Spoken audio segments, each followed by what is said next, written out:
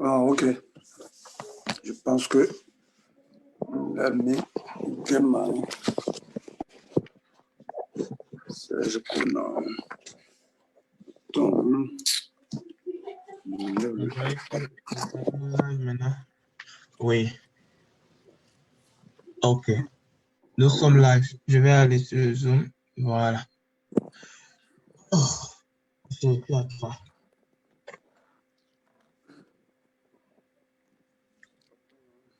Fasse quelque chose sur le téléphone là. La manière dont je mets ça. Parce que non. Ok. Quand je mets ça sur le iPad, la table glisse. Ok. Ouais. Excuse-moi, je voulais faire quelque chose et puis que j'ai tout mélangé. Voilà.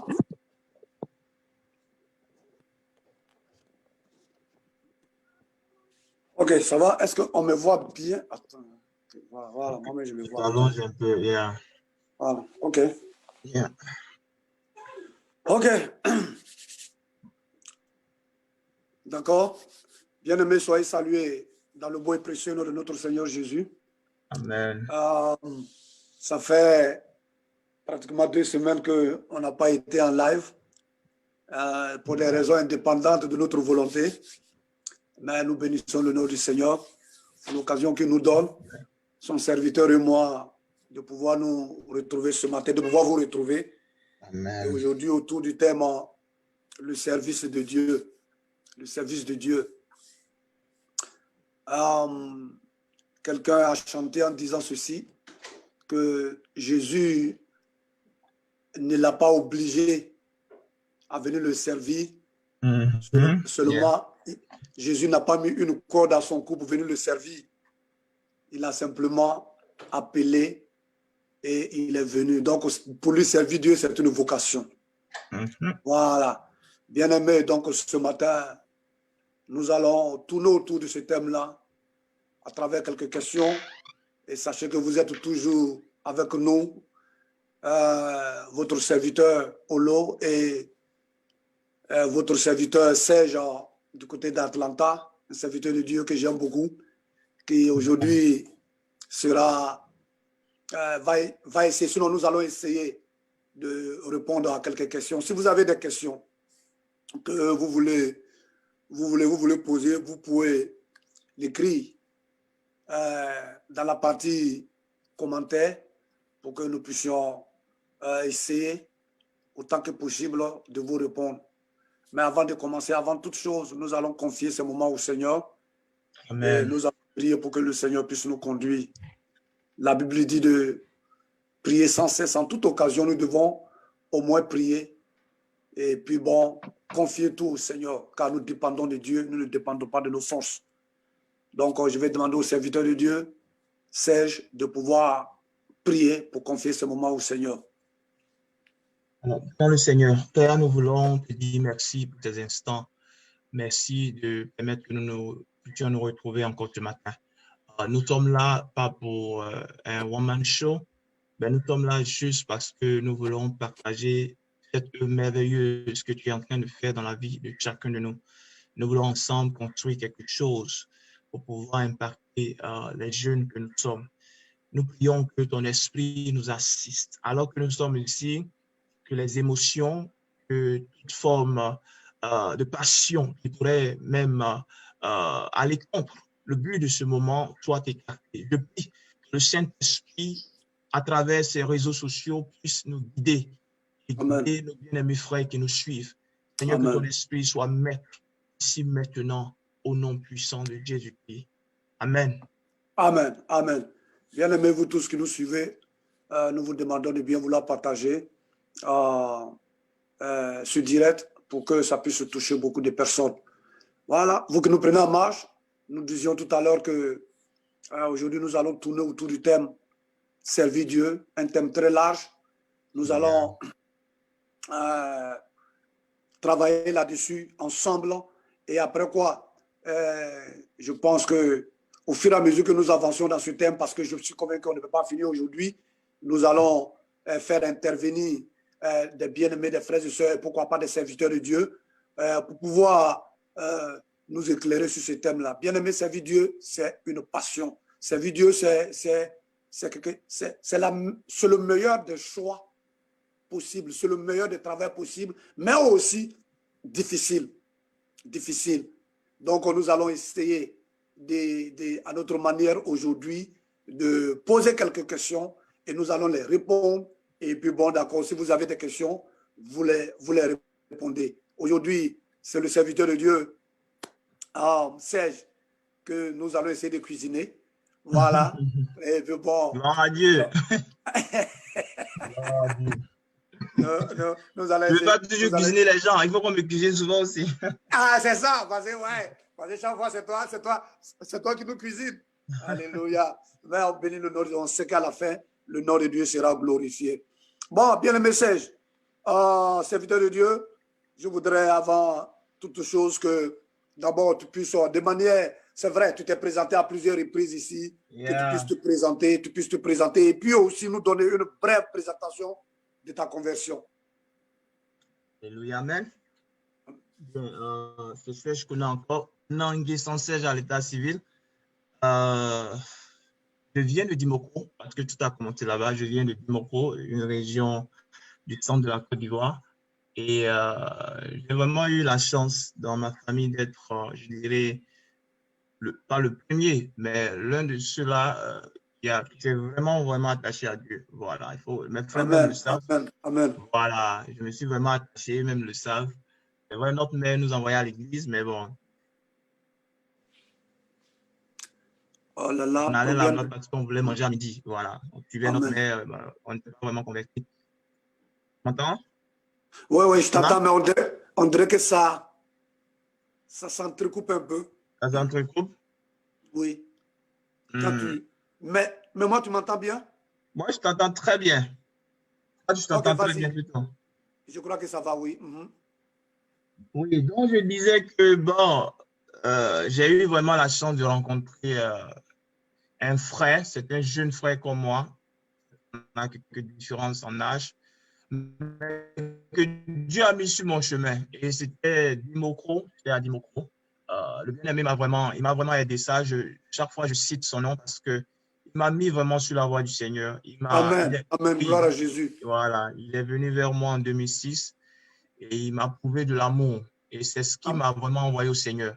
Rien d'autre. Il m'a montré de l'amour. Voilà, de l'amour. Il venait, C'était difficile en 2006. La période de la guerre, là, c'était difficile et c'était très dur. Le frère est venu, ne me connaissait pas et il a commencé à exprimer de l'amour, à partager avec moi ce qu'il avait. Ça, je l'ai suivi à l'église. Ça m'a bouleversé. Je l'ai suivi à l'église. Voilà. C'est comme ça que ça s'est passé. Amen. En 2006, oui. Maintenant, oui. Vas-y. Oui, comme je le disais, c'est comme ça que je suis venu à l'église. Et souvent, quand je dis, c'est un peu, ça fait rire, mais c'est comme ça. Parce que je ne pouvais pas comprendre que dans le monde, là, dans ce monde, il y ait des gens, c'est-à-dire, pour moi, c'est du donnant-donnant. Je ne peux pas me donner quelque chose et puis il n'y a rien derrière. Mais ce frère-là, je vous assure, il me partageait les choses que ses parents lui donnaient. Wow. Tout ce qu'on lui donnait, l'argent, il me donnait, j'étais bouleversé. J'ai dit, mais c'est quoi ça? J'ai jamais vu ça de ma vie, quoi. Puis un jour, il va juste me dire qu'il est dans puis il n'est même pas allé, c'est-à-dire, il n'a pas fait les choses toutes. Il n'a pas dit, je t'ai donné ça là, on a une église, suis-moi. Non, il ne faisait même pas ça. On était là, amis, comme ça, il venait toujours, il me saluait. Et puis un jour, il a dit, bon, ils ont une église, et si je veux venir, bon, il n'y a pas de problème. Je vous assure, j'ai suivi le bien-aimé. C'était un mercredi, à l'intérieur, là, les mercredis, on fait évangélisation. Il y avait donc un appel, après la prêche, il y avait l'appel, et puis je suis parti. C'est comme ça que j'ai accepté Jésus dans une église, l'Assemblée de Dieu. Amen. Voilà. Amen. Oh, gloire à Jésus. Amen. Donc, bien aimé, vous que nous suivez, vous voyez par l'amour, le frère en question, lorsqu'il a rencontré notre frère, votre serviteur qui est là, il ne l'a pas tout de suite forcé, allons à l'église avec mais des petits gestes d'amour ont amené notre frère à pouvoir véritablement se poser la question de savoir est-ce que dans ce monde actuel, on peut trouver encore ce genre de personnes. Donc, vous qui nous suivez, vous qui êtes là, manifestons de l'amour envers les frères et sœurs qui sont dans l'église, même manifestons aussi de l'amour envers ceux qui ne connaissent pas le Seigneur. Amen. L'amour, c'est le plus grand commandement de la parole de Dieu. Jésus a manifesté de l'amour en quittant son trône de gloire pour venir mourir à la croix pour nous. C'est l'amour. Et la parole de Dieu est centrée sur l'amour de Dieu pour l'humanité.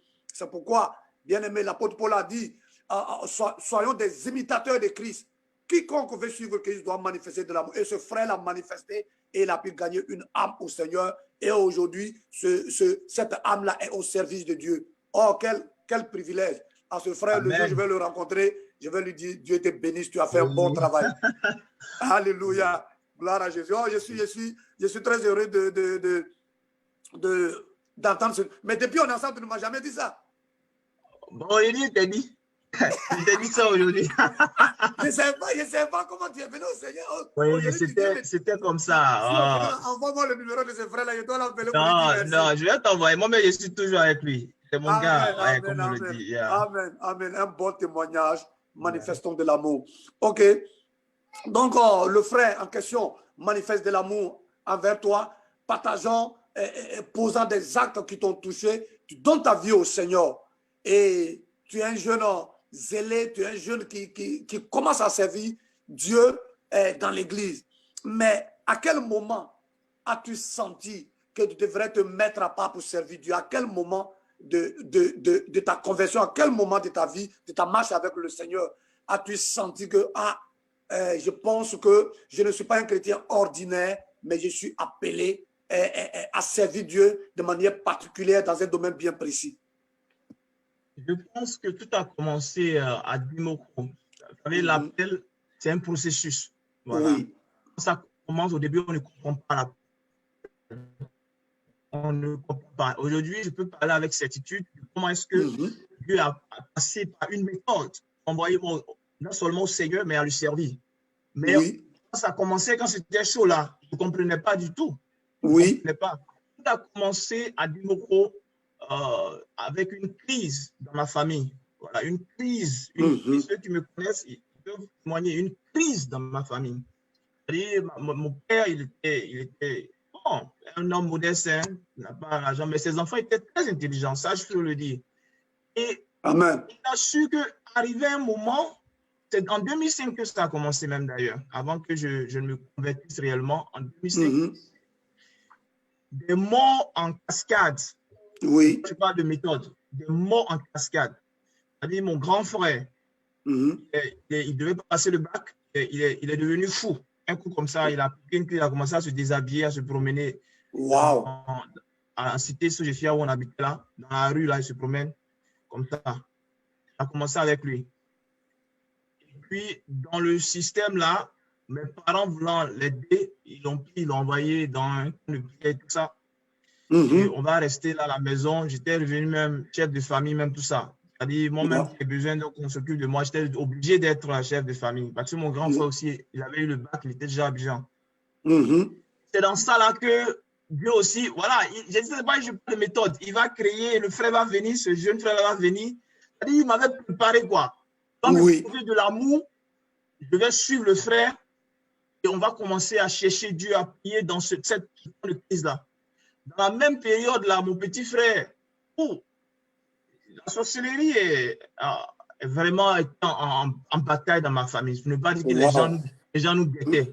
Et ils vont, pendant que les parents n'étaient pas là, que j'étais moi-même avec mes frères moyens là, gérant une famille là, ils vont avoir mon petit frère. T'assures, mon petit est mort d'une mort qu'aujourd'hui, quand je parle souvent, ça me fait pleurer des larmes parce que j'ai assisté à la mort de mon petit frère. Tu sais, quand les gens agonisent là, quand ils luttent avec la mort, ils ne veulent pas partir et puis tu sens que la personne ne veut pas partir. Tu vois, c'est une mort. Je sentais que le petit ne voulait pas mourir, mais on dirait que c'était fait pour lui. Donc, il luttait même pendant qu'il battait. J'ai vu ça. Tu vois? Oui, c'est des choses un peu souvent terribles, je t'assure. J'ai vu tout ça. Et je parle de méthode parce que Dieu faisait tout ça là, parce qu'il a vu en moi là quelque chose qu'il voulait faire. Aujourd'hui que je comprends tout ça. Donc, les mots qui se suicidaient là étaient un peu trop que je me posais des questions. Je dis, mais je viens de me convertir. Quand je ne m'étais pas converti, notre famille, là, on n'avait pas l'argent, mais on était vraiment heureux. On était vraiment bien. Ça y est, les gens même parlaient même de « Ah, mais j'aimais tes parents, tes enfants là sont bien et tout ça. » Mais je me convertis, puis voilà que les choses deviennent de cette manière-là. Wow. J'ai commencé à poser des questions à Dieu. Ça, je ne pouvais pas comprendre. Mon grand frère devient fou. Mon petit frère meurt d'une mort bizarre, je t'assure. Le petit très intelligent, il est mort comme ça, sous mes yeux pratiquement. Et dans tout ça là, je ne sais pas ce qui se passe. C'est là que je vais commencer à poser des questions à Dieu, tu vois. Je vais commencer à lui poser des questions. Et dans le processus de questionnement, je vais commencer à sentir, c'est-à-dire quelque chose en moi qui me dit, c'est-à-dire je sentais, je ne sais pas comment je vais expliquer ça. Je sentais que Dieu me demandait de faire quelque chose. Je sentais que, bon, ça y est, on te demande de faire quelque chose et puis c'est comme si tu luttes avec. Je ne comprenais pas, en fait. Je ne comprenais même pas ce qui se passait, bien aimé. Je ne sais même pas ce qui se passe. Je dis, mais qu'est-ce qu'il me veut, ce Dieu-là? Je posais ces questions. Qu'est-ce qu'il me veut? Oui. Parce que dans la famille, j'étais le seul. Je ne sais pas, mais puisque Dieu m'avait choisi, j'étais le seul qui avait vraiment conscience de ces choses-là, de ce qui spirituellement ne va pas et tout ça. Donc, je me posais des questions qui me faisaient pleurer. La cerise sur le gâteau, tout va vraiment se garder quand notre mère va mourir maintenant. C'est là même que je ne pouvais plus supporter. Là, en ce moment, je n'arrivais plus à comprendre. Ça, quand notre mère est décédée, je t'assure, c'était le... J'étais retourné à Dimokro pendant les obsèques, quand on a fini.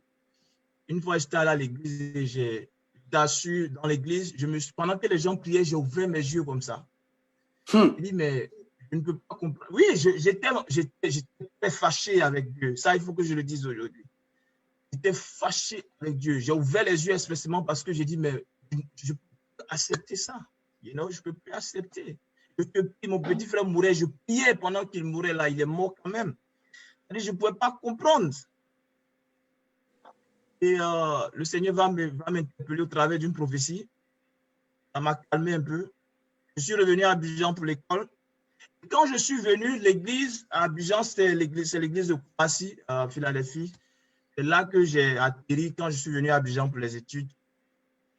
Il y a une sœur, quand je suis venu des obstacles de ma mère, qui va m'appeler pour me dire, elle veut me parler. Et je m'en vais, elle va me dire que le Seigneur m'a dit, voilà, ça fait quelque temps qu'il m'a dit que toi, voilà ce qu'elle m'a dit, tu dois entrer dans un groupe de prière, prier pour les malades. Et puis, deuxième chose, tu dois te faire former pour servir Dieu. Tu dois servir Dieu complètement. Quand elle a dit ça, bien aimé, honnêtement, je lui ai dit, prier pour les malades là, il n'y a pas de problème, je peux faire ça. Mais servir Dieu là, non, parce que je ne veux pas comprendre. Je souffre. C'est-à-dire, j'ai vu Dieu, c'est-à-dire, j'ai vu ces souffrances-là. Dieu, sincèrement, je ne peux pas d'aller le servir. Alors là, c'est là que je parle de méthode. C'est pas je parle de méthode. Dieu cherchait à me briser, c'est-à-dire à enlever quelque chose qui était en moi. Je vais te dire ce qui était en moi. J'étais un brillant élève, pour ne pas dire que je le suis. Et moi, dans mon programme là, je devais aller à l'école. Je devais réussir de moi-même. Bon, j'avais des amis qui sont brillants aussi. Ils sont allés à l'école, dans de grandes écoles, bien. De toute façon, un jeune homme a des rêves et puis il dit, moi là, je vais être ce genre de jeune homme, je vais réussir avec mon intelligence. Ça, j'avais ça en moi depuis déjà longtemps. C'est quelque chose qui était formé en moi. Mais pour briser ça là, c'est aujourd'hui que je comprends. Oui, je suis arrivé à un moment de ma vie où j'ai dit, mais Seigneur, qu'est-ce que tu veux? Tu veux quoi? C'est là que les réponses commençaient à venir, tu vois? Amen. Les réponses vont commencer à venir. Donc, l'appel a commencé de façon latente comme cela. Oui. Mais ça va progresser après. Ça, peut-être après, je vais répondre. Ça va progresser. Donc, si je comprends bien, c'est après ta conversion que ces événements malheureux se sont succédés. Je t'assure. Yeah. je me suis converti, je t'assure, je ne me suis pas converti dans la gaieté, hein. Je me suis converti, les malheurs ont commencé dans ma vie. Tu as commencé à te poser même des questions, peut-être c'est à cause de ta conversion que tous ces malheurs Oui, frappent. oui, je me suis posé ces questions-là. Oui. Parce qu'avant la conversion, ça allait dans ma famille, ça allait très bien, je t'assure, oui. ça allait bien. Oui. Oui. Bien aimé, donc vous qui nous écoutez, comprenez que quand on se convertit, il ne faut pas s'attendre à ce que les choses soient comme sur des roulettes, tout aille bien. Tout peut aller bien. Et si tout va bien, gloire à Jésus.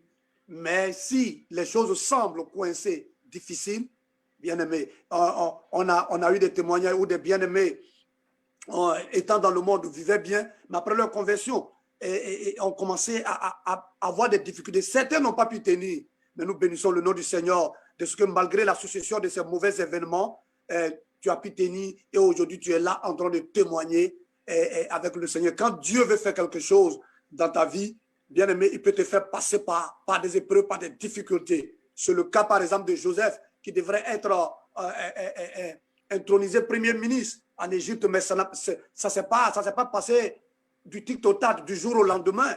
Il fallait passer par des épreuves, il fallait passer par le rejet de sa famille, par la vente, l'esclavage, et puis subir des calomnies, subir des mensonges et aller jusqu'en prison. On pouvait se poser la question de savoir, mais Dieu, est-ce que pour que Joseph soit la royauté, tu n'étais pas capable de passer par autre moyen? Mais Dieu est souverain et ce sont souvent les moyens qu'il utilise pour former. Et tu as dit une phrase tout à l'heure qui m'a interpellé sur, c'est la même phrase qu'un serviteur de Dieu a prononcée. Dieu, qu'est-ce que tu me veux? Je connais un serviteur de Dieu qui, bien aimé, aujourd'hui est un grand serviteur de Dieu en Côte d'Ivoire, qui lui aussi travaillait, c'était un jeune médecin qui travaillait et le Seigneur va l'appeler. Mais il a refusé l'appel jusqu'à ce qu'il soit troublé dans son âme. Et un jour, il rentre à l'église, il pose la question au Seigneur, mais Seigneur, qu'est-ce que tu me veux? Et instantanément, une prophétie a sonné et le Seigneur va lui dire, tu sais ce que je veux. Ça a partir de là qu'il a cédé pour aller servir le Seigneur. Oui, souvent, nous devons poser des questions à Dieu et c'est vrai, si nous ne nous répondons pas instantanément, mais au fur et à mesure, nous allons comprendre comme le serviteur de Dieu, Serge, est en train de nous dire merci pour ce témoignage vraiment palpitant. Mais bon, aujourd'hui, quand on parle de servir Dieu, les gens voient tout de suite attraper un micro, s'arrêter sur la chair devant le pupitre en train de prêcher la parole de Dieu. Est-ce que servir Dieu englobe seulement s'arrêter devant la chair pour prêcher, selon toi? Non, je ne pense pas. Je ne pense pas. Et l'expérience que j'ai eue avec le frère m'a guidé dans un autre aspect du service du ministère. Pour moi, le service de Dieu, c'est du sacrifice. Le sacrifice, c'est de l'amour. Tu comprends? Oui. C'est basé sur l'amour. Amen. C'est cet amour-là que Christ il a manifesté en mourant pour nous, alors que nous étions encore pécheurs. Tu vois? Moi, je lis ce verset dans Romains 5, 8. Dieu prouve son amour en ce que lorsque nous étions encore pécheurs, il est mort pour nous. Tu vois, non? Oui. Souvent, je lis ce verset-là. Ça veut dire que quand il mourait pour nous, ce n'est pas parce que moi, j'étais beau, ou bien parce que je faisais l'effort de venir à l'église qu'il est mort pour moi. Il est mort pour moi alors que j'étais encore en train de me construire mon avenir dans ma tête. J'avais un avenir que j'avais construit, une méthode déjà. Moi, je suis réussi de moi-même. Il m'a aimé déjà, tu vois. Donc, c'est de l'amour, ce n'est pas péché. Mais arriver de prêcher dans une église, arrivé un moment, j'ai dit, mais tout ne résulte pas d'en prêcher. Il faut laisser les gens exprimer l'amour, voilà, dans d'autres choses, dans le contact, avec les gens. Tu vois? Oui. Et je voudrais vraiment donner la suite parce qu'il faut que je te dise où l'appel est arrivé pour qu'on en arrive là. Aujourd'hui, là, c'est vrai que si je saute, on n'aura pas à comprendre pourquoi est-ce que je suis là aujourd'hui. Tu comprends? C'est ça. Voilà, je vais vraiment finir cette partie-là. Ok, donc allons-y alors. Oui, quand la sœur, elle m'a dit, j'ai lutté avec ça, bien-aimé. J'ai lutté avec ça pendant 3 ans. Tu comprends? Parce qu'arrivé un moment, j'ai commencé à savoir de quoi il s'agissait. Chaque fois que je rentre à l'église, quand on commence à prier, je pleure. Je pleure. Tous les jours, c'est Serge. Tu comprends? Je dis, mais qu'est-ce qui m'arrive? Je ne peux pas toujours entrer dans le public comme ça. Tu pleures. Regarde les pleurs là. C'est des pleurs qui te disent que c'est comme si tu as fait quelque chose, tu dois corriger. C'est comme si, toujours le sentiment que j'avais, c'est comme, j'ai fait quelque chose de mal, Serge, mais il y a quelque chose que tu ne fais pas depuis là. C'est pourquoi je pleure, donc je pleure seulement. Je pleure, frère, je pleure. On commence petit Attends, mais tu es aussi sensible que ça? Oh, frère, je suis très sensible. Ah, mais en réalité, on ne peut pas lire ça sur ton visage, hein? Non, ceux même qui se jouent les dieux là sont les plus sensibles du monde, je t'assure. Voilà, c'est comme ça, c'est ce qui est. Et je t'assure, jusqu'à ce que, bien aimé, j'ai demandé un signe et je veux le dire parce que ça peut aider quelqu'un. Oui. Comme Gédéon, dans Justice, tu vois, moi, je suis le genre de personne, c'est pourquoi je dis Dieu est passé par une méthode pour briser quelque chose en moi. Ça n'est pas de venir juste simplement comme ça parce que je te dis que pasteur là, moi, attendre que les gens donnent de la dîme, je vais attendre. La manière dont je me voyais là, je ne peux pas dépendre de chrétiens, je peux dépendre des chrétiens. Non, c'est ça le problème, je vais dépendre des chrétiens. Tu vois, je luttais avec ce truc-là longtemps, jusqu'à ce que je demande un signe à Dieu, lui disant, si tu veux que je te serve, montre-moi un signe. Que quelqu'un vienne vers moi. Voilà mon signe, j'ai pris des trucs difficiles. Quelqu'un qui n'a aucun rapport avec moi, vienne vers moi, me dise que toi, tu es un pasteur, tu es un homme de Dieu. C'est ce signe-là que j'ai demandé parce que je souffrais maintenant, je souffrais de ça, je ne voulais pas accepter, mais aussi ça continuait. Et les années vont passer, 1 an, 2 ans, 3 ans. Et un jour, alors que j'allais à l'église, dans ma lutte là, dans mon refus toujours, un homme, il va s'approcher de moi comme ça, il va venir vers moi comme ça, et puis il va me dire, toi tu es un pasteur, il va me dire, toi tu es un homme de Dieu. Il a dit ça, regarde, puisque Dieu ne ment pas et Dieu sait faire ces choses, là, le signe que j'ai demandé 3 ans en arrière, c'est-à-dire, il a dit ça net, mon esprit est allé, c'est-à-dire directement, c'est ce que Dieu avait demandé dans mon esprit comme ça.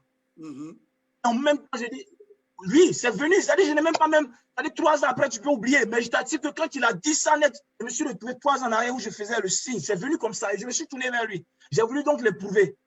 Il a dit, tu dis quoi même? Je me suis pas arrêté là, tu dis quoi même? Il dit, toi, tu es pasteur. Parce que je demande, un jour, tu vas venir me dire ça. Le frère, le monsieur me regarde, il continue de me poursuivre avec ça.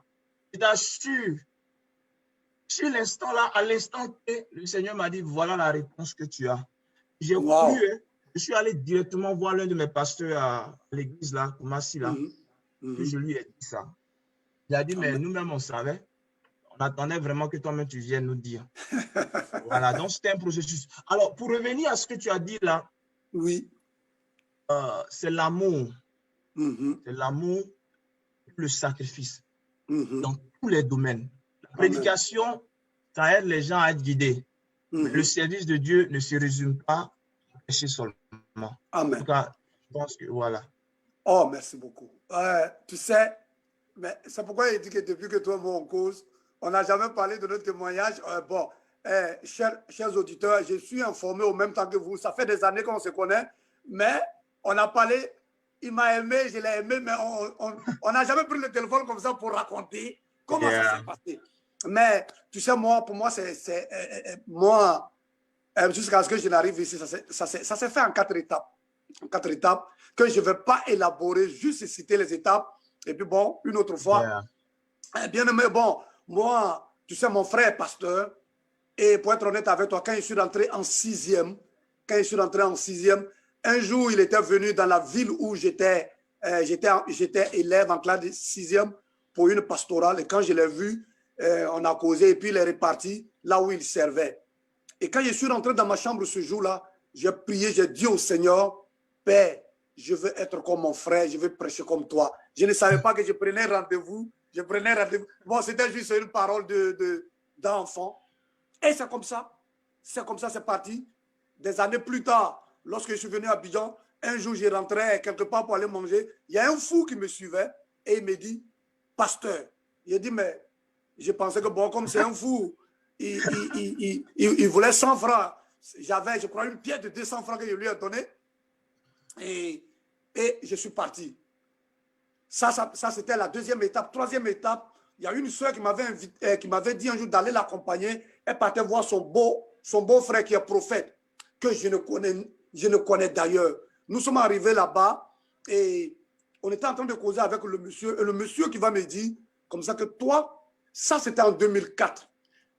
Voyager n'était même pas dans ma tête. Et il me dit non, toi tu vas prêcher à l'étranger. Tu vas voyager. Et je crois 2 ou 3 ans après, je me suis retrouvé ici. Et moi, je suis ce genre de personne, je n'aime pas trop aller dans... Quand je suis dans une église, je suis fidèle. J'aime être fidèle à l'église. Je ne vais pas ici. Depuis que je suis ici, j'ai été invité une seule fois dans une église.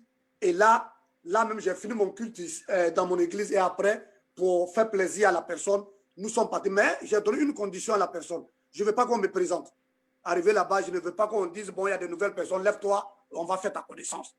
Mais quand nous sommes arrivés, lors de l'adoration, en pleine adoration, le pasteur qui est un prophète d'ailleurs que je ne connais pas, va prendre le micro et dit, il y a 2 personnes, j'étais parti avec un ami, il y a 2 personnes qui sont arrivées ici, qu'elles se tiennent debout.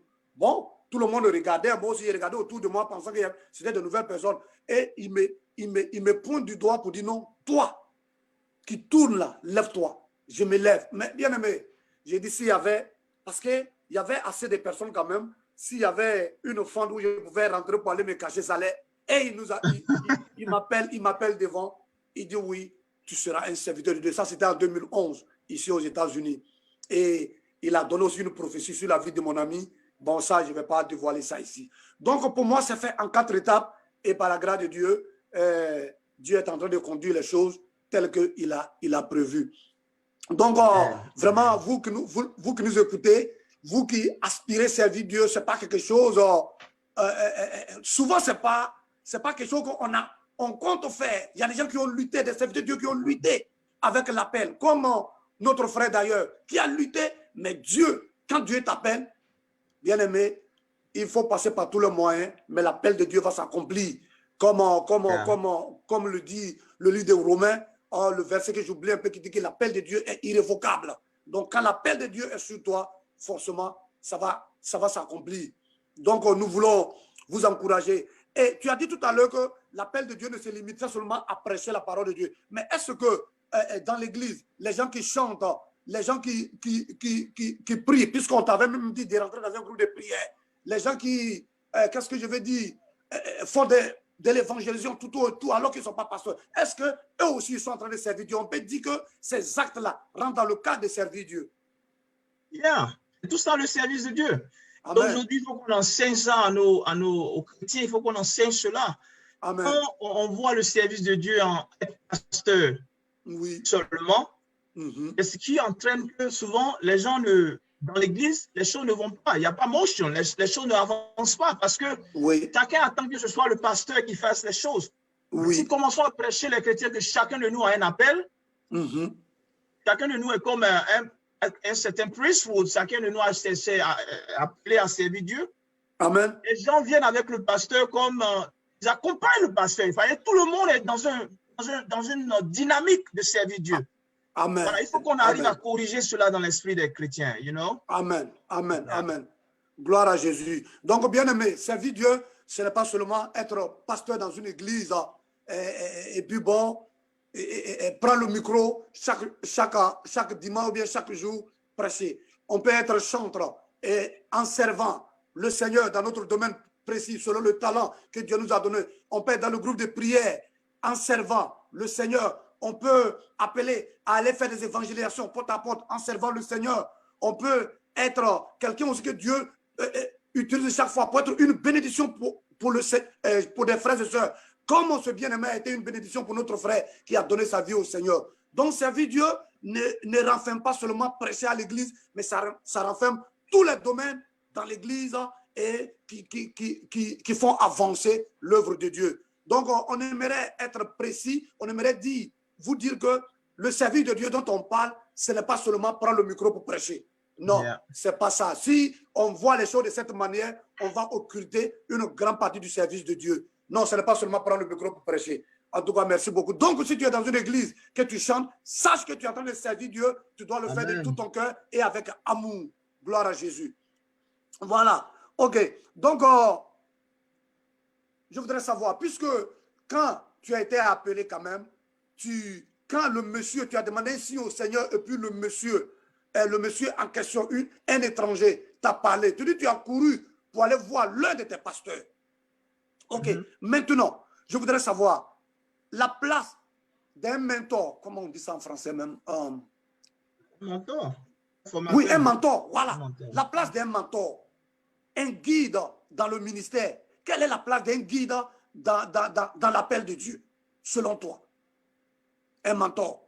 Est-ce que quand on reçoit l'appel, on doit se faire coacher par un mentor ou bien juste on peut voler de nos propres ailes? Je pense que sans condition. La place de mentor est sans condition. C'est une place de choix. C'est une place de choix et je pense que c'est biblique. Oui. La Bible, oui. Les serviteurs de Dieu pratiquement tous ont été obligés de passer par la méthode de Dieu. La méthode de Dieu, c'est que tu dois être sous quelqu'un qui a déjà au moins une expérience de la chose. Amen. Je pense que oui, c'est biblique et aussi dans la vie même, on le voit partout. Tu veux apprendre quelque chose, celui qui connaît un peu déjà peut guider. Oui. Il est là pour Alléluia. Je pense que la place d'un mentor, on ne peut pas se détourner de cela. Voilà. Amen. En tout cas, si on veut véritablement ne pas se perdre, oui, c'est mieux d'avoir quelqu'un au-dessus de nous. Alléluia. Gloire à Jésus. Il est mieux d'avoir quelqu'un au-dessus de nous. Donc, d'ici, nous voulons saluer tous ces serviteurs de Dieu, tous ces hommes, toutes ces femmes qui prennent sous leur coupole des enfants spirituels, qu'ils encadrent et qu'ils accompagnent dans leur ministère. Nous voulons vous saluer, vous tous, et nous bénissons le nom du Seigneur de ce que, comment on appelle ça, Dieu nous a mis aussi sur le chemin de certains serviteurs de Dieu qui aujourd'hui nous encadrent. Nous voulons saluer tous ces serviteurs de Dieu. Dieu vous bénisse. Sachez que le rôle que vous jouez dans notre vie est un rôle vital, est un rôle pour l'avancement de l'œuvre de Dieu. Nous voulons vous dire merci. Que le nom de Dieu soit glorifié de ce qui nous est permis de vous rencontrer. Donc, bien-aimés, vous qui aspirez à servir le Seigneur, sachez qu'il est important que vous puissiez travailler sous l'ombre de beaucoup de personnes. On a vu Élie et puis Élisée, je ne sais pas si c'est Élisée et puis Élie, et on a vu aussi Samuel qui a été coaché par ce prophète. Élie le sacrificateur. Et voilà, Élie le sacrificateur, quand Dieu l'a appelé, il ne comprenait pas la voix de Dieu, mais il a fallu qu'il ait un coach pour lui dire, quand prochainement tu vas entendre la voix, voilà comment tu vas répondre. Ça a été une bonne chose et Samuel a été un grand serviteur de Dieu. Donc, nous voulons vous encourager, bien-aimés, ne vous levez pas comme ça, tout d'un coup, parce que vous avez l'appel, vous connaissez un verset biblique, boum, vous êtes des serviteurs de Dieu. Non, laissez-vous coacher, mais le vrai coach, c'est le Saint-Esprit. Amen. Alléluia. Alléluia. Le vrai coach, c'est le Saint-Esprit. Laissez-nous guider par le Saint-Esprit. Quand le Saint-Esprit nous guide, il nous met sur la voie des gens pour nous conduire. Alléluia. Donc, merci beaucoup. Et la question suivante est, est-ce que, oui, on a besoin d'un mentor, mais est-ce que aussi l'Église, appartenir à une Église, rend crédible notre appel? Rend crédible notre appel. Parce qu'aujourd'hui, la raison pour laquelle je pose cette question, aujourd'hui, on voit des gens, on essaie d'où ils sortent de nulle part, ils se proclament prophètes, apôtres, évangélistes, ceci, cela. Et quand tu regardes leur background, tu ne sais même pas de quelle église ils sortent. Est-ce qu'avoir une église, sortie d'une église comme serviteur de Dieu, nous rend plus crédibles? Oui, tu l'as dit, ça rend plus crédible. Mais la question aussi est, peut-être je ne sais pas de qui est-ce que tu parles, mais la question aujourd'hui aussi, il y a trop d'églises bien-aimées. Oui. Mais des églises, voilà, il y a trop d'églises. Oui. Pas n'importe quelle, mais une église quand même où l'évangile est centré sur Jésus-Christ, comme tu viens de le dire, par exemple, l'église de laquelle tu es sorti, comment on appelle ça, ou le frère, l'église que le frère fréquentait, qui a manifesté de l'amour. Je ne vais pas citer d'église pour faire de la publicité à qui que ce soit. Oui. Voilà, ces gens d'église. Voilà. Une église qui appelle. L'appel, d'abord, il est de Dieu. Il est irrévocable. L'appel est de Dieu d'abord. Amen. Maintenant, puisque nous vivons dans la société des hommes, oui, je pense que cela donne beaucoup plus de poids. Les hommes témoignent de ce que Dieu t'a appelé. Les hommes même, ils soient d'accord que oui, on est d'accord avec ton appel là. Voilà, on est d'accord sur le témoignage de 2 ou 3. Il y a une certaine crédibilité que l'on donne à ce que tu fais. Cela même va t'aider. D'autant plus que quand demain on demandera d'où viens-tu, un passé. Oui. Tu vas dresser ton doigt vers là où tu viens. Et quand tu vas dresser ton doigt, on dira, mais oui, ceux-là, on les connaît, ils sont des gens crédibles et autres. Ça va quand même t'aider au fait. Voilà. Seulement, ce que je veux préciser, c'est Dieu qui appelle les hommes. Oui. Voilà. C'est Dieu il faut qu'on soit vraiment clair sur ce sujet-là parce que j'ai entendu des gens dire que bon, il dit que tu as appelé là. Eux, ils le disent d'une autre manière et c'est ce qui n'est pas bien. C'est-à-dire qu'on appelle là, ce n'est pas des hommes qui t'appellent, c'est Dieu qui t'appelle. Voilà. C'est l'homme de Dieu. C'est l'homme de Dieu. Voilà. Ce n'est pas parce que tel homme de Dieu ou bien telle personne n'a pas dit que tu es appelé, ce n'est pas ça qui annule le fait que l'appel de Dieu est sur toi. Tu vois le problème, tu vois la question, non? Voilà, en fait, c'est ça. Je veux préciser cela. Voilà, ce n'est pas parce qu'ils n'ont pas dit que ça. Alors moi, par exemple, j'avais l'appel de Dieu sur moi. Oui. Je tournais avec.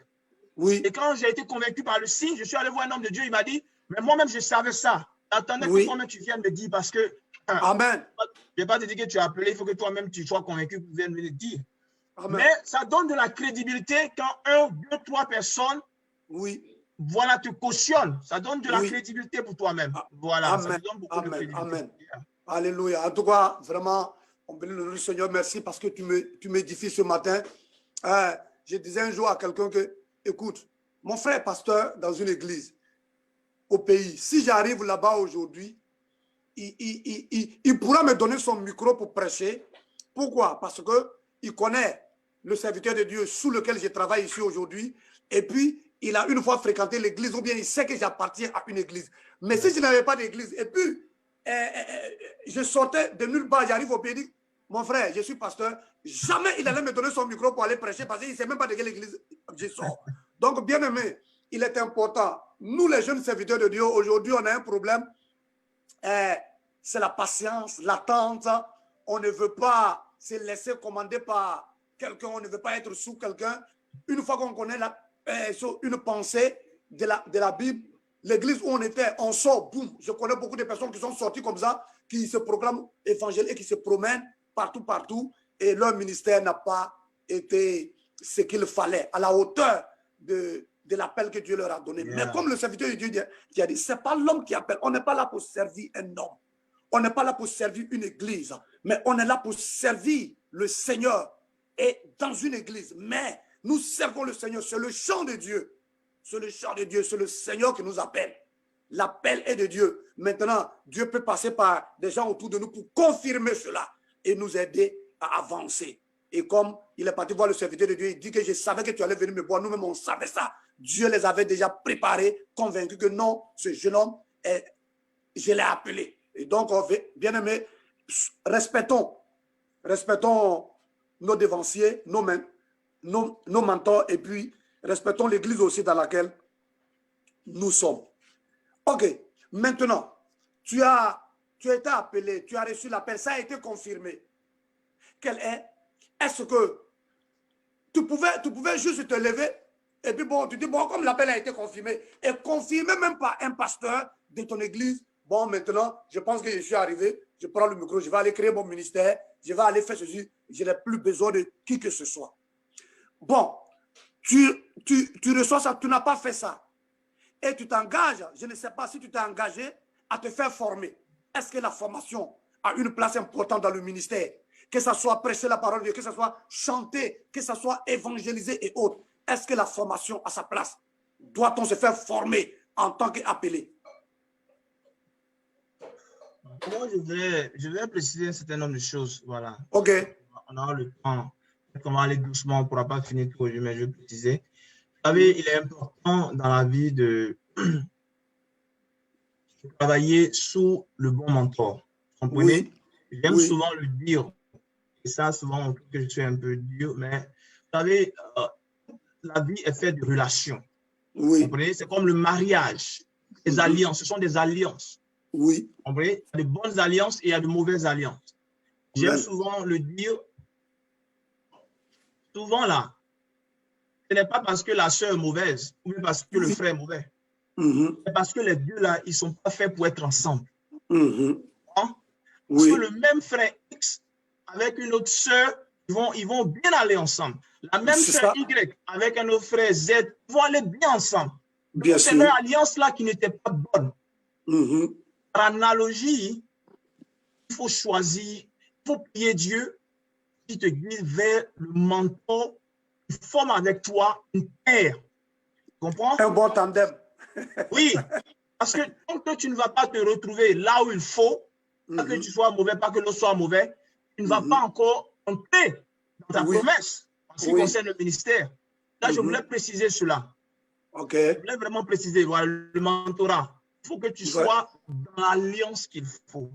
Amen. Voilà. Deuxième chose, la formation. Tu parlais de Oui. formation, c'est ça? Oui. Oui, j'ai parlé de formation. Oui. Oui. Je pense que la formation est importante. C'est vrai Oui. qu'aujourd'hui, il y a une polémique à ce sujet. J'ai été avec des pasteurs, je connais. Il y a la polémique comme quoi ces églises, il y a des gens même qui vont même jusqu'à dire si tu dis que tu es appelé, que tu vas dans une école biblique, c'est que Dieu ne t'a pas appelé, tu es un fils de Satan, tu es un diable, tout cela. Bon, Ah ça bon? c'est leur avis. Tu comprends? Oui, C'est oui. l'avis des gens. Moi, je suis quelqu'un de très ouvert dans la vie. Souvent, quand les gens viennent avec leurs pensées, leur manière de faire, il faut laisser les gens être. Let go be, okay? Laisse les gens être. Seulement, il ne faut pas faire de toi ta politique, ta manière, ton opinion, un fait. Faire de cela une vérité, un canon. Tout le monde doit Oui. suivre. Les gens qui vont à l'école biblique se faire former, Oui. qu'est-ce que cela leur enlève?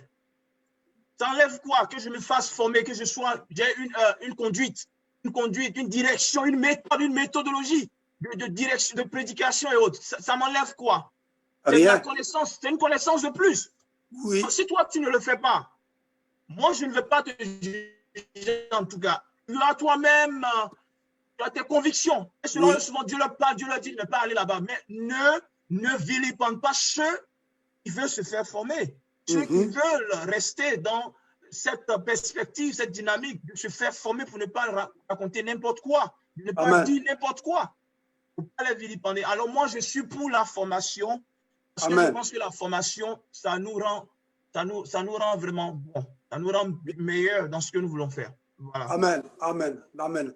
Bien-aimés, en tout cas, nous voulons encourager tous ces jeunes serviteurs de Dieu aujourd'hui qui sont appelés à se faire former. C'est vrai, on a de la connaissance à travers la lecture de la parole de Dieu, des expériences de la vie, des autres autour de nous, mais la formation apporte un plus à notre ministère. Donc, ne négligeons pas la formation, elle est très importante. Même dans la vie pratique, il y a des gens qui ont reçu de la vie, mais toujours qui se font former. Quelqu'un m'a dit que les diplômes ne pourrissent pas. Donc, c'est un frère que je connais bien. Il a eu tellement de diplômes, il dit que les diplômes ne pourrissent pas. Un jour, quelqu'un va l'appeler. Donc, la formation, plus de connaissances, ça ne pourrit pas. Au contraire, ça rend ton ministère bien. Oui, mais est-ce qu'aujourd'hui, c'est qu'est-ce que je veux dire? Ma question suivante est que quels sont les dangers auxquels nous sommes confrontés? Parce qu'avant, les serviteurs de Dieu d'avant, et puis les serviteurs de Dieu de nos jours, les gens même nous appellent serviteurs de Dieu de Facebook, serviteurs de Dieu des réseaux sociaux. Quels sont les dangers, selon toi, qu'être serviteur de Dieu aujourd'hui, on est exposé? Est-ce qu'il y a un danger? Tu peux aussi voir, parce que je ne vois pas sur mon portable, tu peux voir s'il y a des questions que les gens posent, tu peux voir sur Facebook s'il y a des questions que les gens posent. Je n'arrive pas à voir. Moi-même, depuis là, je ne suis pas. Je vais jeter un coup d'œil. Tu es trop concentré. Mais aujourd'hui, je suis cuisiné, donc Ouais, je n'arrive pas. Quand j'enlève mon iPad, là, mon téléphone tombe. C'est ça qui fait mon problème. Je vois le frère Cédric qui dit que la formation est très utile pour un serviteur, les apôtres. Amen, amen, amen. Seigneur. Amen. Ouais, sois béni, Cédric. Cédric. Voilà. Amen. Bon, lui, c'est un commentaire qu'il a donné. Il n'a pas posé de questions. Alors, si vous avez des questions, vous pouvez les poser. Des situations que vous avez connues, vous pouvez les poser. Pas de problème. Bien. Le danger. Il y a toujours eu un danger. Oui, oui. Servir Dieu, c'est déjà une bataille ouverte à Satan. C'est un danger. C'est vrai que nous avons évolué. Vous voyez, les choses ont évolué. Nos pères, en leur temps, ils avaient aussi des épreuves, ils avaient aussi des difficultés. Ils avaient des dangers qu'ils rencontraient, oui, en leur temps aussi. Alors, nous, aujourd'hui aussi, nous faisons face à l'ère de la technologie, à tous ces dangers-là qui sont face devant nous aussi.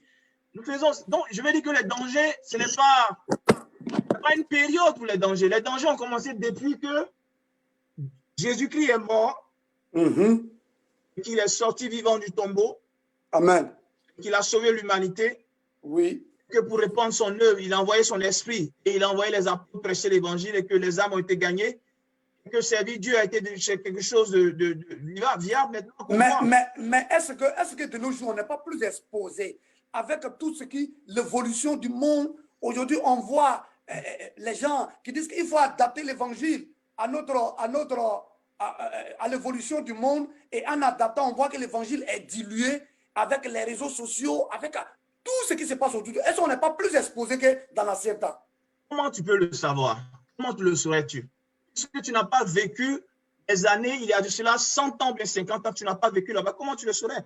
À chaque époque, il y a, je dirais, ces tendances. À chaque époque, ces tendances. Regarde, ceux qui, la plupart du temps, ont ce genre de discours, ils oublient eux-mêmes, avant eux, il y a des gens qui ont existé. Avant eux, le pastorat, il y a eu des pasteurs avant eux. Et si ces pasteurs-là doivent les regarder dans l'angle dans lequel eux vivaient, ils diraient qu'eux aussi sont dilués. Ils diraient que eux aussi là. Mais nous, à notre temps, on ne servait pas Dieu comme vous servez, mais on ne s'habillerait pas comme vous. À l'époque, je me rappelle, si tu portes un vêtement comme ce que j'ai porté comme ça là, mais on va te dire que mais ça, c'est quoi ça?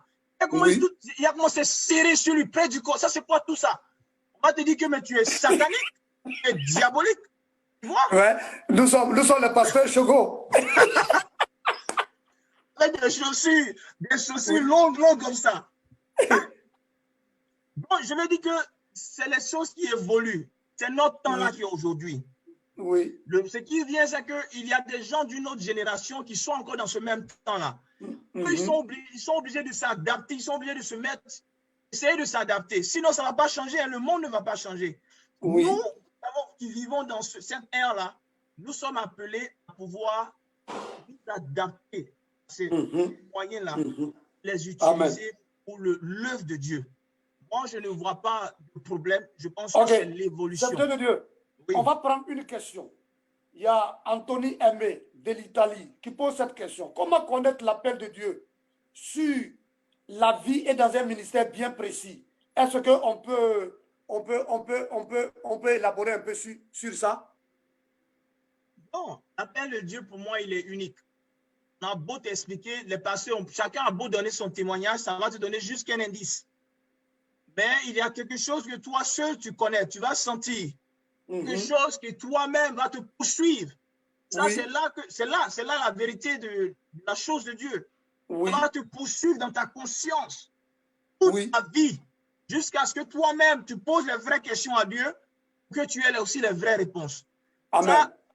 S'il pose la question, je pense que lui-même, tellement il est en train de dealer avec quelque chose en ce moment. Oui, je suis convaincu parce que je le vois très remuant sur les réseaux sociaux.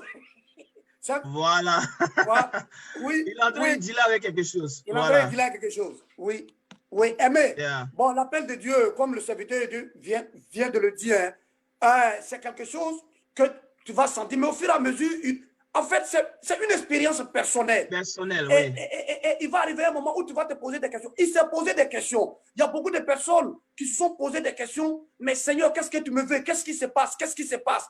Oui, on peut dealer avec ça. Donc, c'est une expérience personnelle, mais au fur et à mesure, Dieu va te donner des réponses, Dieu va te donner une clarification, soit par des hommes, soit, en tout cas, par n'importe quoi, Dieu va t'éclairer. Dieu va t'éclairer. Dieu ne met pas un appel sur ta vie sans te donner des signes. Donc, si tu deals avec ce genre de choses, je voudrais te dire, mon frère, commence à poser des vraies questions au Seigneur, et tu auras des réponses. Je suis convaincu, comme il a dit, tu es en train de dealer avec beaucoup de choses. Donc, prie le Seigneur, Dieu va t'éclairer. Et il a donné son témoignage. Il a donné son témoignage. J'ai donné mes témoignages. Et ici, j'ai donné les étapes, 4 étapes. Je ne suis pas rentré en profondeur. Mais au fur et à mesure, Dieu m'a rappelé, parce qu'il disait au Seigneur, moi j'ai trop de faiblesses, et je ne peux pas. Jusqu'à aujourd'hui, le Seigneur me dit qu'il utilise nos faiblesses pour en faire des forces. Il utilise nos faiblesses pour en faire des forces. Donc, il faut aller avec tes faiblesses telles que tu es, et Dieu va t'utiliser. J'espère que nous avons répondu à ta question, mon frère aimé. Dieu te bénisse. Voilà. Ok, serviteur de Dieu, on va aller vite. Nous sommes presque à midi. Ok. Il y a des gens qui disent que c'est ceux qui ont raté leur vie qui disent que Dieu les a appelés. Que penses-tu de cette assertion? Oh oui, là, à ce niveau-là, c'est justement ça qui fait aujourd'hui que certaines églises sont obligées de mettre des barrières parce que oui. Aujourd'hui, certains viennent au ministère pour le gain. Ils viennent au ministère pour essayer de se retrouver dans la vie. C'est les choses qu'ils n'ont pas pu faire.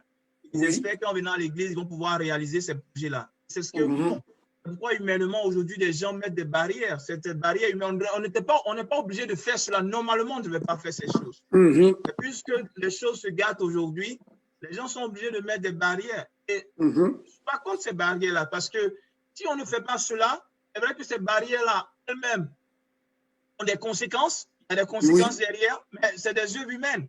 On veut trouver le juste milieu pour ne pas que certaines personnes prétendues appelées viennent aujourd'hui détruire ce que les gens ont mis des années pour construire. Donc, ces gens de personnes-là, je pense que ces gens de barrières-là sont bonnes. Sont pas bonnes pour eux. Toujours en estimant aussi que ça crée des conséquences. Ça peut être contre des gens qui sont de bonne foi. Il y a des gens qui sont de bonne foi. Dieu les a appelés, mais ces barrières humaines-là font qu'ils ne peuvent pas servir Dieu aujourd'hui. You know? C'est ça. C'est le problème qui est là. Mais on est obligé de trouver une manière cartésienne de faire cela. You know? Donc, aussi, si je comprends bien, ce ne sont pas des gens qui n'ont rien à faire, qui décident de servir le Seigneur. Pas du tout. Moi, j'ai pris mon exemple, tu as pris ton exemple. Moi, je t'ai dit que je voulais être quelqu'un qui utilise sa tête pour réussir dans la vie. Je n'ai pas voulu servir Dieu, je t'assure. Je le dis encore aujourd'hui. Amen. Donc, je ne suis pas venu ici parce que... Il y a même des serviteurs de Dieu aujourd'hui qui occupaient de grands postes dans, dans la société, qui étaient obligés d'abandonner pour venir servir le Seigneur lorsque l'heure de Dieu a sonné. Donc, vous qui nous suivez, ce n'est pas... Au contraire, même servir Dieu, c'est un privilège.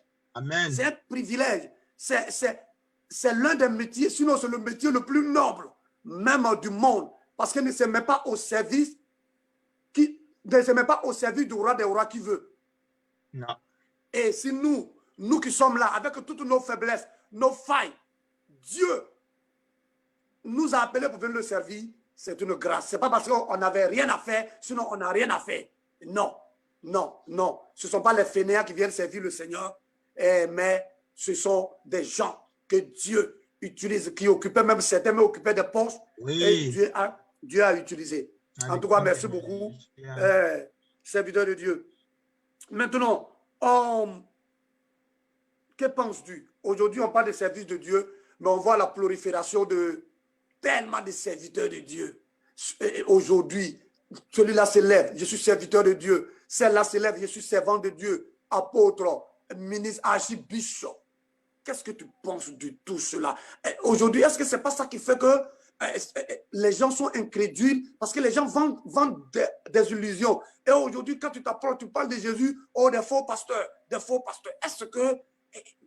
Quel regard portes-tu sur ce phénomène de la prolifération de ces serviteurs de Dieu par-ci, par-là? Est-ce que ce n'est pas ça qui amène les gens à dire que c'est parce qu'on a raté notre vie qu'on veut servir Dieu? Effectivement, c'est un regard triste, c'est vraiment, vraiment triste, mais on n'y peut rien. C'est une mouvance qui est là, c'est une tendance, voilà. C'est une véritable tendance parce que ça fait que ceux qui sont crédibles ne sont plus vus. Ceux qui sont vrais ne sont plus vus.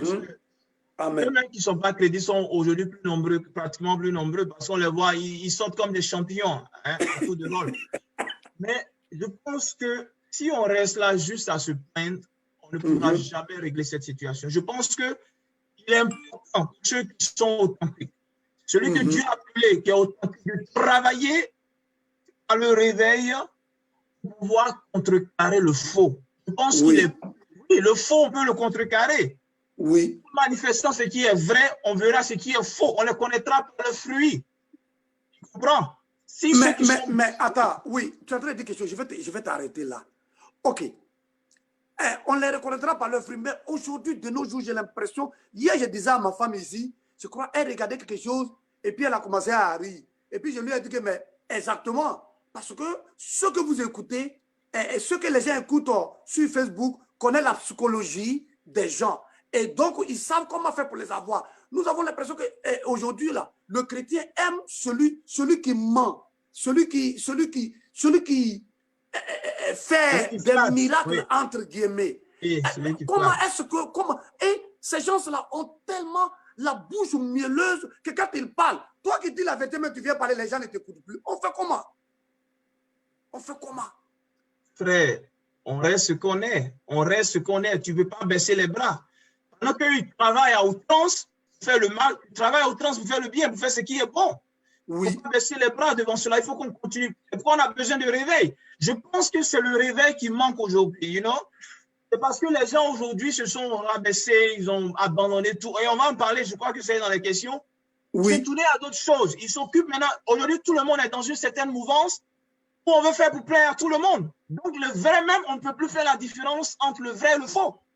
On ne peut plus faire la différence entre le vrai et le faux. Mais je pense que si les gens étaient réveillés, étaient à leur position, faisaient toujours le vrai, ceux qui font le faux, ceux qui est basé sur le mensonge là, ça ne s'éternise pas. Moi, je pense, ça ne s'éternise pas.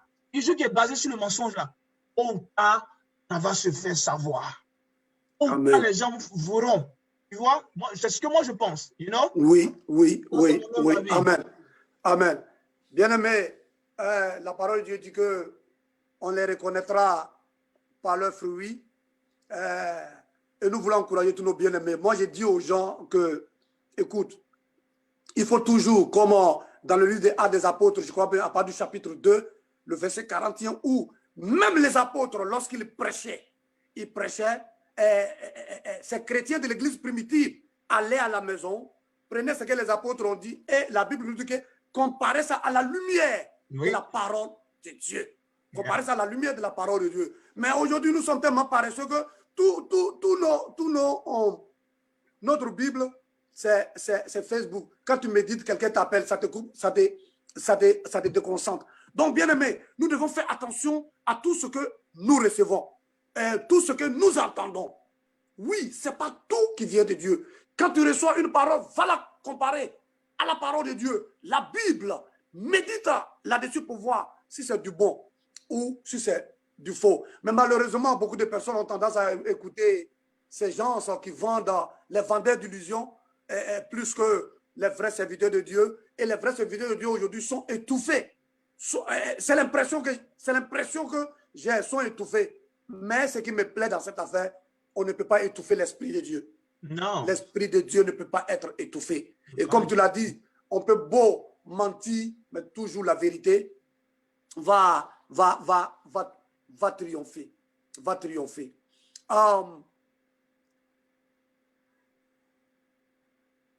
OK. En parlant des réseaux sociaux, nous sommes là. Est-ce que c'est... laisse-moi voir bien ma question. Quelle doit être l'attitude, nous, les jeunes serviteurs de Dieu? Aujourd'hui, les réseaux sociaux, quelle est la place des réseaux sociaux dans la propagation de la parole de Dieu? Est-ce que les réseaux sociaux sont un élément très important pour faire véhiculer la parole de Dieu, ou bien c'est un mal. Laisse-moi poser la question de cette manière. Est-ce que les réseaux sociaux sont un mal nécessaire pour l'œuvre de Dieu? Un mal nécessaire. C'est un mal nécessaire. Voilà. Et c'est ce que nous sommes en train de faire ce matin. Qu'est-ce que nous faisons ce matin? Nous sommes en train d'utiliser les réseaux sociaux. Voilà. Et je suis aux États-Unis. Tu es aux États-Unis. Quelqu'un qui est en Côte d'Ivoire me suit. Et il a un problème de ministère. Et actuellement, il lutte avec l'appel de Dieu. Oui. Et tu lui dis que voilà ce que Dieu a fait dans ma vie. Et alors qu'il entend ça, le Saint-Esprit confirme que ce que tu avais demandé là, voilà ce que le pasteur là vient de dire. Est-ce que tu n'as pas servi Dieu là? Est-ce que Dieu n'a pas utilisé ta voix par ce réseau-là pour toucher quelqu'un qui a des kilomètres? Est-ce qu'il ne l'a pas fait? Dieu l'a fait. Voilà le but des réseaux sociaux. On ne vient pas sur les réseaux sociaux juste pour se pavarner. Voilà. On vient ici pour un but. Je crois que c'est l'essentiel de ce que je voulais dire. Oui, oui. Donc, bien aimé, les réseaux sociaux sont un moyen très important. Hier, j'étais là, mon grand frère m'a appelé parce qu'en semaine, je lui avais dit que je ne me portais pas bien. Et hier, il m'appelle pour avoir de mes nouvelles. Et puis, il me dit comme ça, mais toi, tu es malade et puis c'est toi qui prêches. Il dit, mais j'ai prêché où? Il dit, mais ma femme m'a montré ta vidéo sur Facebook que tu étais en train de prêcher. J'ai commencé à rire. Donc, j'ai dit, oui, mais je suis malade, ce n'est pas ma bouche qui est malade. Donc, ce n'est pas ma bouche qui est malade. Oui, j'ai eu le temps de faire une vidéo de 5 minutes pour encourager des gens. Donc, les réseaux sociaux sont très importants, dépendant de comment nous les utilisons. Comme tu l'as dit, on ne vient pas utiliser les réseaux sociaux pour nous pavaner, pour montrer nos jolis verses. Moi-même, depuis un certain temps, j'ai cessé de poster des photos même sur Facebook parce que, bon, souvent, quand tu postes les photos, tu as plus de 200, 300, 400 commentaires et de vues. Mais quand tu postes Jésus t'aime, c'est 3 personnes. Donc, oui, donc j'ai même cessé de poster des photos, tout et tout, peut-être une fois en passant. Donc, les réseaux sociaux sont importants dans la propagation de la parole de Dieu pour qu'on l'utilise pour vraiment ce but-là. Utilisons les réseaux sociaux, utilisons tous ces moyens-là pour véhiculer la parole de Dieu, pour véhiculer l'évangile. Ça va toucher quelqu'un. Quelqu'un qui est en Afghanistan peut voir. C'est pourquoi on vous dit de partager ce que nous faisons. Parce que quand vous partagez, tu peux être un ami qui se trouve au Pakistan, en Afghanistan, quelque part là-bas, qui peut suivre et qui peut entendre parler de Jésus et va donner sa vie au Seigneur. Amen. Voilà. Ma deuxième, bon, je crois ma dernière question. Ok. Attends. Ok. Servir Dieu, est-ce que c'est un appel divin? Bon, je crois que nous avons déjà répondu à cette question. Servir Dieu, est-ce que c'est un appel divin ou bien on s'élève comme ça? Mais bon, je vais prendre ce pan de la question. Il y a des gens, comme je le disais auparavant, qui s'élèvent parce qu'ils connaissent un verset biblique, ils quittent l'église et ils s'en vont, comment on appelle ça? Dire que bon, j'ai un ministère, j'ai un appel. Quel conseil peux-tu donner à ces personnes-là? Quel conseil peux-tu leur donner? Bon, je dirais simplement que, bon, je disais souvent, ça dépend des hommes. L'appel de Dieu, là, je suis quelqu'un, j'aime laisser tellement le Saint-Esprit me convaincre des choses que, si quelqu'un te dit que Dieu lui a dit d'aller faire église, qu'est-ce que tu vas lui dire? You know? C'est Dieu qui lui a parlé. Qu'est-ce que tu vas lui dire? Oui. Mais le conseil qu'on donnera aux uns aux autres, c'est d'aller au temps que Dieu a marqué. Oui. Il faut que quand Dieu te donne vraiment cette conviction-là, il faut que les autres aussi soient convaincus, les autres qui sont autour de toi. Souvent, les problèmes viennent parce que mon temps de conviction n'est pas ton temps de conviction. Toi, tu viens de me voir, tu viens me dire que bon, tu aimes une sœur, you know? Tu aimes une sœur. Et puis bon, tu viens en même temps là, qu'on te marie ou bien je ne sais pas quoi. Bon, attends que tout le monde ait le temps de vérifier que bon, la chose là est claire. Puis quand tout le monde est d'accord, les choses sont plus simples. Ouais, mais attends, tu es en train de dire tout le monde est d'accord. Est-ce que c'est eux qui sentent ce que tu ressens? Bien aimé, qu'est-ce que tu veux? Tu veux être en paix avec tout le monde? La Bible dit, soyez en paix avec tous, autant que vous le pouvez. Tu veux être en paix avec tout le monde, autant que tu le peux, ou bien tu veux juste faire des guerres. En fait, c'est une question de bon sens. Tu peux le faire, mais tu vas aller dans une situation en créant des situations derrière toi. Et moi, souvent, j'aime à le dire, il est mieux toujours d'aller en paix. Il est mieux toujours d'aller en paix avec les hommes. Tu vois? Oui, je suis d'accord. Hein. Mais est-ce que ce n'est pas parce que aussi, certains, ce que nous allons voir, le fait de dire attends, et on voit que ça prend du temps, qui pousse ces jeunes gens-là à se dire que bon, peut-être ils ne veulent pas, moi je m'en vais. Oui, c'est des deux côtés. C'est cela. C'est des causes à effet. Les gens qui vont, ils ne vont pas souvent d'eux-mêmes. Hein, ils ne vont pas souvent d'eux-mêmes. Il y a des situations qui se passent. Oh, je ne pense pas qu'on aura le temps de rentrer dans cela. Il y a des situations qui se produisent aujourd'hui dans le service de Dieu qui font que certains ne pouvant pas tenir disent que bon honnêtement, je dois partir parce que Dieu veut que je fasse quelque chose. Ou non, Dieu m'a donné un appel et je sens cela. Je pense que j'ai donné un certain nombre de temps. Le temps est arrivé, je n'ai rien vu. Je pense que Dieu me convainc de partir. You know, Dieu me convainc de partir. Quant aux personnes qui sont là d'accepter ou pas, mais bon, il y a toujours des questions très litigieuses dans le cas du ministère, frère. On est obligé souvent de tâtonner là, mais chacun doit prendre ses responsabilités, quoi, you know. Moi, j'ai un ministère. Dieu me demande de faire quelque chose. Et quelqu'un, bon, selon lui, sa méthode ou bien son programme, je pense que ce n'est pas encore le temps. Bon. Il y a deux choses. C'est Dieu qui me dit que c'est le temps de partir. Lui dit que ce n'est pas le temps. C'est à chacun, moi je le dis chaque fois, c'est à chacun de nous d'être guidé par le Saint-Esprit. Parce que chaque décision que tu prends dans la vie, sache que ça t'accompagne. Donc, je ne peux pas prendre la décision à la place de quelqu'un. Dieu te parlera et te dira ce qu'il faut faire à l'instant T. Voilà. À l'instant T, Dieu te dira ce qu'il faut faire. Amen. Amen. Yeah. Merci, serviteur de Dieu, pour ton témoignage et de ce que tu sois ouvert à répondre à toutes ces questions. Vous que nous suivez, nous sommes en train de parler du service de Dieu. Le service de Dieu, ce n'est pas seulement prendre le micro pour prêcher, mais à quelque niveau que nous sommes placés, nous sommes en train de servir le Seigneur. Amen. Et donc, nous voulons vous encourager, si tu sens un appel, il est aussi important de prier Dieu pour que Dieu te donne la confirmation, la formation, des mentors, il met des gens sur ton chemin pour pouvoir te former, pour pouvoir t'aider, pour pouvoir te guider. Ce sont des éléments très importants que nous devons voir. Mais nous ne pouvons pas épuiser le thème aujourd'hui. Il y a plusieurs aspects. Et par la grâce de Dieu, le samedi prochain, nous serons encore là pour parler de l'appel de Dieu. Mais où nous sommes arrivés ce matin, nous avons épuisé notre temps. Et donc, je vais laisser la parole au serviteur de Dieu, Serge Conan, pour pouvoir dire un mot.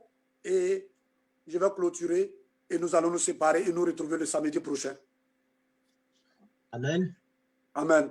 Voilà, je voudrais vraiment dire merci au serviteur Olo. Merci pour l'occasion qui m'a été donnée. Bénissons Dieu. À tous ceux qui nous suivent, nous voulons véritablement vous dire merci de nous avoir suivis. Nous avons donné ce thème, nous avons décidé aujourd'hui de parler de ce thème-là parce que c'est important. Après le mariage, aussi une institution de Dieu, bien le service. Ne pas dire on peut entrevertir les deux. Ça peut être le service, le mariage, mais c'est des sacrements, c'est des choses avec lesquelles il ne faut pas jouer. Oui. Parce que ces choses-là déterminent ton avenir spirituel, physique, financier et tout ce que vous pouvez imaginer. Alors, servir Dieu, il a dit, c'est un privilège. Et nous voulons ici dire à tous ceux-là à qui Dieu a mis un fardeau sur le cœur, que certainement dans un endroit où tu dois servir Dieu, les choses ne te passent pas comme il le faut, c'est difficile souvent. Que cela n'enlève jamais l'appel de Dieu sur toi. C'est-à-dire que cela ne vienne pas tuer assez carrément ce que Dieu a mis sur toi. Parce que, on le veuille ou non, c'est Dieu qui appelle les hommes. Et quand il t'appelle, cela est irrévocable. Quelque chose que les hommes vont faire, le cœur ouvert, la main toujours tendue à accepter Dieu. Dieu va trouver les occasions qu'il faut pour que tu exprimes ce qu'il t'a mis avant qu'un jour... Alléluia. Voilà, c'est vraiment ce que je voulais dire aux uns aux autres. Que Dieu vous bénisse. Amen. Merci, serviteur de Dieu. Merci beaucoup, bien-aimé. L'appel de Dieu, c'est un privilège. Si tu as appelé, n'hésite pas. Il y a des gens qui ont refusé l'appel de Dieu et leur avenir a été gâché. Leur avenir a été gâché. C'est Dieu. C'est un travail, c'est le meilleur. Amen. C'est la meilleure des choses qui puissent arriver à un homme. Amen. L'appel de Dieu sur ta vie. Oui, nous voulons encourager tous ceux ou celles qui sont appelés à servir le Seigneur et à pouvoir répondre à cet appel. La semaine prochaine, nous allons venir avec d'autres aspects. Est-ce que c'est les hommes seulement qui doivent être pasteurs? Est-ce qu'il y a des femmes? Il y a beaucoup d'aspects qui sont dans ce sujet-là. Et nous allons venir et nous allons discuter ensemble. Sur ce, que Dieu vous bénisse, que le Seigneur vous soutienne. Merci de nous avoir suivis. Mais avant de quitter, nous allons prier. Et je vais prier le Seigneur pour ce moment que nous avons passé ensemble. Nous voulons te bénir et nous voulons te rendre toute la gloire.